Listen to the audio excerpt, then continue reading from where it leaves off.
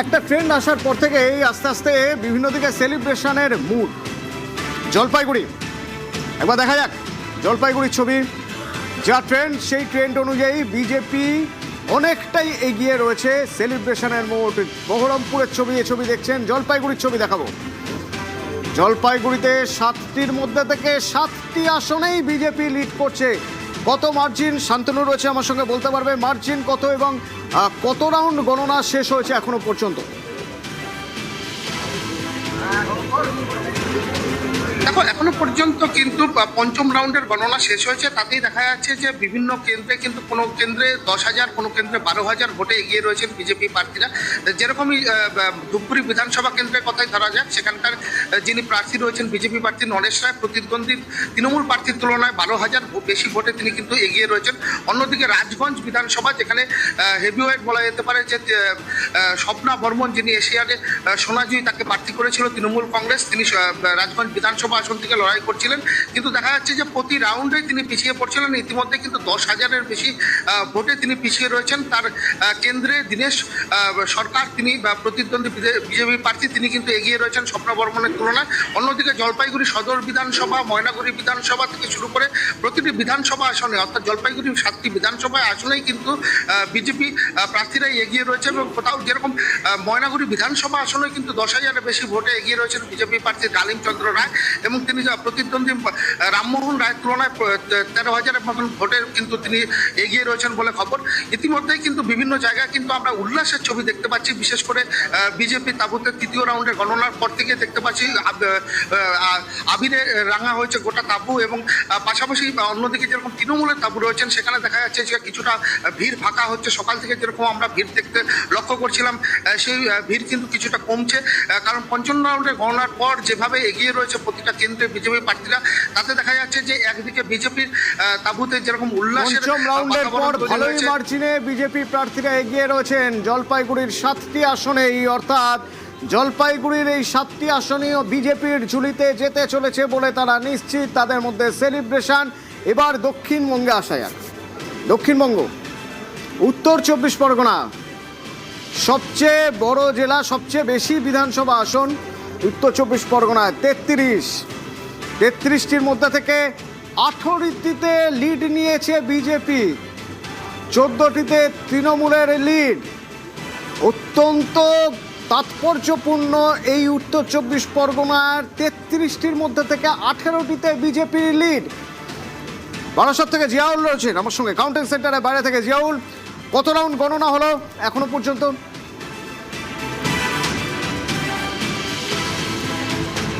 দেখো, এখনো পর্যন্ত সর্বোচ্চ 7 রাউন্ড পর্যন্ত গণনা হয়েছে। বিভিন্ন বিধানসভায় এক এক রকম গণনা কেন্দ্র রাউন্ড হয়েছে।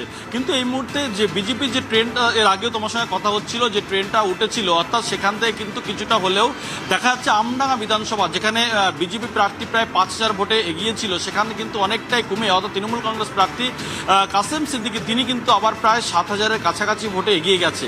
এবং এইরকম বেশ কিছু জায়গায়, যেমন 7 রাউন্ড শেষে নারায়ণ গোস্বামী প্রায় 9,945-85 ভোটে এগিয়েছে অশোকনগর বিধানসভা।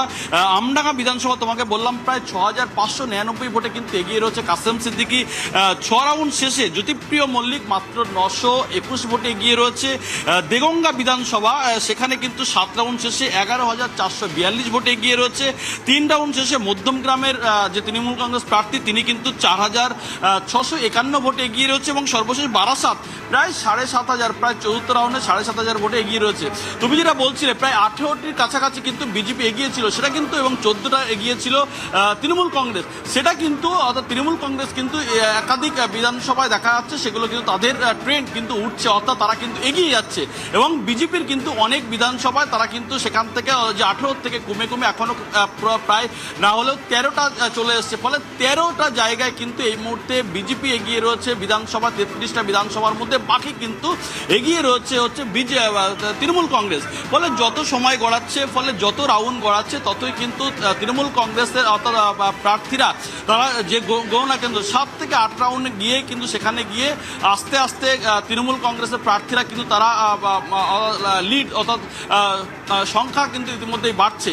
ফলে যত সময় যাচ্ছে ততই কিন্তু আরো হাড্ডাহাড্ডি হচ্ছে লড়াই। দেখা যাচ্ছিল যে বিজেপি অনেক যত সময় যাচ্ছে তত দেখা যাচ্ছে যে ধীরে ধীরে ধীরে ধীরে সংখ্যাটা বাড়ছে তৃণমূলের ক্ষেত্রেও। কিন্তু আমরা যদি সারা রাজ্যে দেখি এখনো পর্যন্ত ট্রেন্ড বলছে অনেকটাই এগিয়ে রয়েছে বিজেপি, এবং তাদের থেকে এখনো পর্যন্ত ট্রেন্ড বলছে প্রায় 100 ভোটের কাছাকাছি পিছিয়ে রয়েছে তৃণমূল। সিপিএম দুটো সিটে এগিয়ে রয়েছে, 4টি সিটে অন্যান্যরা এগিয়ে রয়েছে, তার মধ্যে 2টি হুমায়ুন কবির। হলদিয়ার ছবি।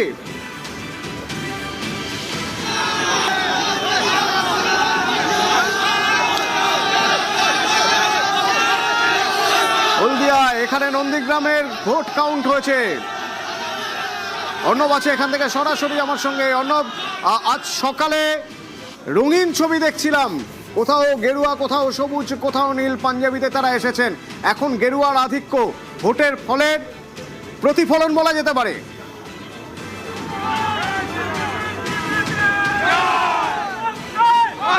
এই মুহূর্তে পূর্ব মেদিনীপুর কার্যত গেরুয়াময় এবং ইতিমধ্যে উচ্ছ্বাসে মেতেছেন এখানকার বিজেপি কর্মীরা। কারণ নন্দীগ্রামে প্রতি যে রাউন্ড বাড়ছে সেখানে কিন্তু লিড বাড়ছে শুভেন্দু অধিকারী, এবং 16টা বিধানসভাতেই কিন্তু এগিয়ে রয়েছে এই মুহূর্তে বিজেপি প্রার্থীরা এই পূর্ব মেদিনীপুর জেলা থেকে। এই পূর্ব মেদিনীপুর রাজনীতির ভরকেন্দ্র বলা হয়, সারা রাজ্যের রাজনীতির ভরকেন্দ্র বলা হয় নন্দীগ্রামকে। সেই নন্দীগ্রামের প্রতি বুথে প্রতিবার রাউন্ডে লিড দিচ্ছেন শুভেন্দুবাবু। আপনারা কি উচ্ছ্বাস শুরু করে দিয়েছেন বদ্ধ হাতে? আপনি কি জিততে গেছেন মনে? দেখুন, মেদিনীপুর এমন একটি ভূমি যেখান থেকে পরিবর্তন হয়। 11তেও পরিবর্তন মেদিনীপুর থেকে হয়েছে, আজকেও 26-এ পরিবর্তন মেদিনীপুর থেকেই হবে। এবং মেদিনীপুরের যিনি ভূমিপুত্র শুভেন্দু অধিকারী, তার হাত ধরে বাংলায় গেরুয়া ঝড় ইতিমধ্যেই আপনারা সমস্ত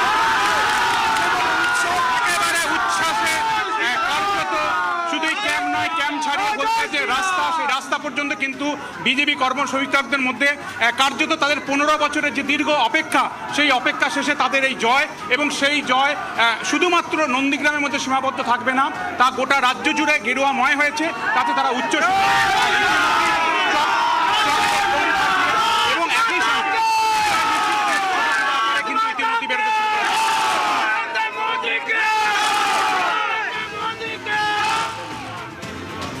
অর্ণবের সঙ্গে কথা বলছিলাম, সরাসরি বিশ্বজিৎদার সঙ্গে কথা বলবো একবার। বিশ্বজিৎদা, এই পূর্ব মেদিনীপুরের আগে আমরা উত্তর 24 পরগনা দেখছিলাম যে উত্তর 24 পরগনায় নেক টু নেক ফাইট দিয়ে যাচ্ছে বিজেপি। এই উত্তর 24 পরগনার চরিত্র, একদিক থেকে মতুয়া ভোট আছে, আরেকদিকে মুসলিম ভোট প্রচুর, সেখানে আইএসএফ একটা বড় আধিপত্য নিয়ে থাকে, আইএসএফের ভালো ভোট ব্যাংক রয়েছে, সেখানে বিজেপির এই উত্থান কীভাবে দিচ্ছে? দুটো কারণ আছে। এক হচ্ছে মতুয়া ভোটেরটা আগেই বললাম, সংখ্যালঘু ভোট এবার ভাগ হয়েছে।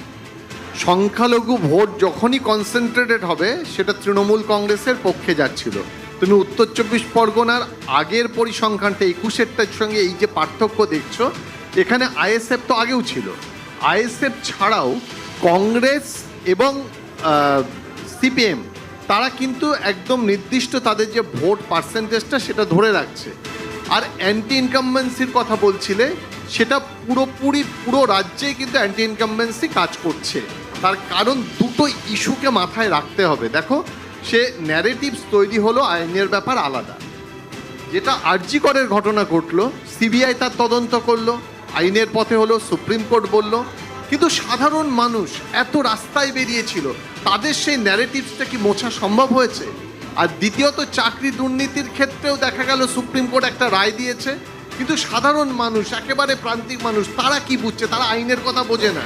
তার আগে যে বিরোধী প্রচার তৈরি হয়েছে এই দুটো ক্ষেত্রে, একটা দুর্নীতির ক্ষেত্রে আর একটা মহিলা নিরাপত্তার ক্ষেত্রে, সুরক্ষার ক্ষেত্রে, দুটো ক্ষেত্রে অ্যান্টি ইনকামবেন্সি একটা ফ্যাক্টর হয়েছে। তবুও এই মুহূর্তে দাঁড়িয়ে, একটু আগে প্রদীপ্ত বলছিল যে ঘটনা, যে তুমি দেখছিলে যে ভাঙড়ের ক্ষেত্রে প্রায় 14,000 ভোটে লিড ছিল শওকত মোল্লা, সেটা 4 রাউন্ডের পরে।